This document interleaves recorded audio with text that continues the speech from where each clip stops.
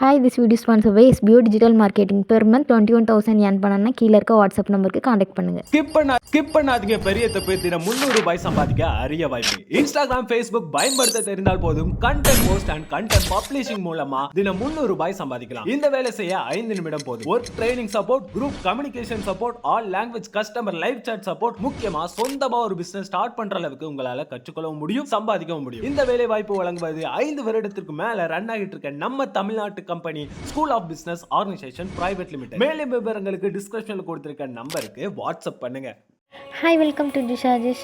இன்னைக்கு ஏர்லி மார்னிங்கே ஃபிஷ் எல்லாம் வாங்கியாச்சு. 100 ரூபாய்க்கு நெய் மீன் கிடச்சிருந்துச்சு. இப்போ மழை சீசனுங்கிறதுனால வந்து ரொம்பவே ரேட்டு ஜாஸ்தி தான். சின்ன பீஸ் தான் கிடச்சிருந்துச்சு. இதுவே மற்ற டைம்னால் வந்து கொஞ்சம் ஜாஸ்தியாகவே கிடைக்கும். நான் வந்து இதுக்கு வெங்காயம், தக்காளி, பூண்டு, இஞ்சி இதெல்லாம் போட்டு வதக்கி தான் வச்சுருந்தேன். அப்புறமா வெந்தயம், கடுகு, ஓமம், ஜீரகம், மிளகு இதெல்லாம் வந்து ரோஸ்ட் பண்ணிவிட்டு, தேங்காயும் ரோஸ்ட் பண்ணிவிட்டு, கருவேப்பிலை போட்டு அதை வந்து அரைச்சிட்டேன். இந்த மாதிரி நம்ம வைக்கிறதுனால வந்து இந்த கவுச்ச ஸ்மெல் அடிக்காது. நெய் மீனை பொறுத்த வரைக்கும் ரொம்ப நெய் ஊறும். சுட சுட சாப்பிடும்போது தெரியாது. நெக்ஸ்ட் டேக்கு நீங்கள் வைக்கும்போது இல்லைனா ஈவினிங்க்கு அடுத்து நைட்டுக்கு சாப்பிடும்போது வந்து ரொம்ப நெய் ஊறி ஸ்மெல்லாக இருக்கும். அதனால நான் இந்த மாதிரி வச்சுட்டேன். ஏன்னா நைட்டுக்கு நான் இதையும் எடுக்க போகிறேன். ஆல்ரெடி இது வந்து ரொம்ப ஐஸாக தான் இருந்துச்சு. அதனால் ரொம்ப ஸ்மெல்லாக இருக்கும். அதனால் இந்த மசாலாலாம் போட்டு வச்சா தான் நல்லாயிருக்கும். அப்புறமா மீன் குழம்பு கூட கத்திரிக்காய் புளிக்குழம்பு வச்சுருந்தேன். நான் மீன் ஜாஸ்தியாக எடுக்காததுனால புளிக்குழம்பு வச்சுருந்தேன் எனக்காக. அப்புறமா மதியானம் எல்லாருமே சாப்பிட்டு எடுத்துகிட்டு கொஞ்சம் நேரம் தூங்கலாம் அப்படின்ட்டு தூங்க போயிட்டேன். தூங்கி எந்திரிச்சு வந்து பார்த்தான்னு தெரியுது, ஏதோ 6 மணி மாதிரி இருக்குது கிளைமேட்டை பார்க்க. என்னடா இப்படி இருக்குது, ஸ்கூல்லேருந்து வேறு வேணால் பிக் பண்ணணுமே, நம்ம ரொம்ப நேரம் தூங்கிட்டோமா, மழை பெஞ்சது கூட தெரியாமல் நம்ம இவ்வளோ நேரம் தூங்கியிருக்கோமேன்னு பார்த்தா 6:30 தாங்க ஆயிருந்துச்சு.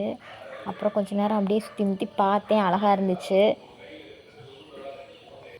அழகாக தான் இருக்கும். என்ன 5 மணி ஆச்சுன்னா கொசுக்கடி தான் தாங்க முடியாது. அப்புறம் 7 மணிக்கு அப்புறம் தானாகவே ஸ்டாப் ஆயிரும்.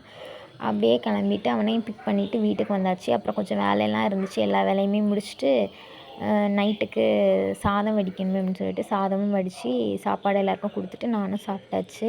அப்புறம் இருந்த வேலையெல்லாம் முடிச்சுட்டு ஹாலில் போய் உட்காந்தா என் பையன் சொன்னான், டிவி பார்க்கலாம்ப்பா அப்படின்ட்டு. அவங்க மொபைல் நோண்டிகிட்டு இருந்தாங்க. இல்லை மொபைல்லாம் நோண்டக்கூடாதான், கண்ணில் வந்து புழு வரும்னு எங்கள் சார் சொல்லியிருக்காங்க அப்படின்னா. சரி அப்படின்னு சொல்லிட்டு மூடி வச்சுட்டு டிவி பார்க்கலாம் அப்படின்னோம். அவன் சொன்னான் கார்ட்டூன் மூவி பார்க்கணும். இல்லை இன்றைக்கி எல்லாம் சேர்ந்து ஏதாவது பார்க்கலாம் அப்படின்னு சொல்லிட்டு மூவி பார்த்தோம். கொஞ்சம் நேரமாக தேடிக்கிட்டே இருந்தோம் மூவி ஏதாவது கிடைக்கும் அப்படின்னு சொல்லிட்டு. எதுவுமே இல்லை. சரி, மலையாளம் மூவியில் நிறைய காமெடி மூவி இருக்குது அப்படின்னு சொல்லிட்டு காமெடி ஃபிலிமாக வச்சோம். அப்புறம் கொஞ்சம் நேரம் உட்காந்து கேட்கணுன்னு எல்லோரும் சிரிச்சுக்கிட்டு அப்படியே போய் தூங்க போயாச்சு. அன்றைக்குள்ள டே சூப்பராக முடிஞ்சிச்சு. எனக்கு நைட் டைமில் லைட்லாம் ஆஃப் பண்ணிவிட்டு ஹாரர் மூவி பார்க்குறது ரொம்ப பிடிக்கும். யாருக்கெல்லாம் பிடிக்கும்னு கமெண்டில் மறக்காமல் சொல்லுங்கள். பாய்.